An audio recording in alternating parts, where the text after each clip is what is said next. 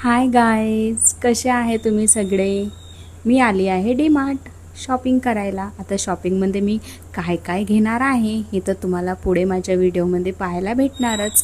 चला तर मग आपण जाऊया आतमध्ये.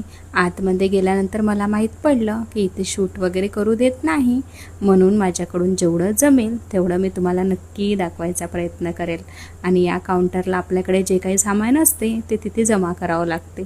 आणि मला घरून निघायलाच खूप जास्त उशीर झाला होता, त्यामुळे माझ्याकडे शॉपिंग करायला पण खूप कमी टाईम उरलेला होता.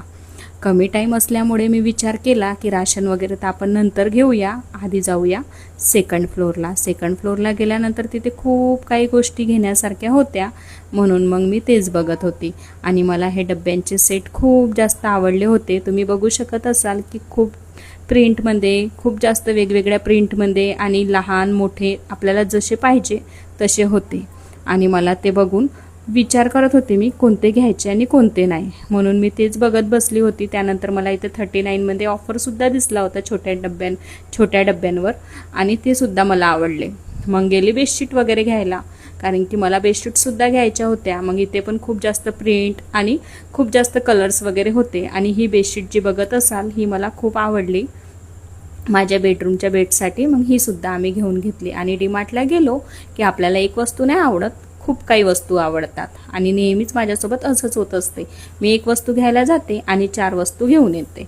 हे असं तुमच्यासोबत होते का हे मला कमेंट करून नक्की सांगा. मग स्पून वगैरे, डोसा तवा वगैरे असं करू करू माझी पुरेपूर शॉपिंग झाली होती. त्यानंतर मी गेली फर्स्ट फ्लोअरला, कारण की फर्स्ट फ्लोअरवरून पण आम्हाला खूप काही गोष्टी राशनच्या घ्यायच्या होत्या.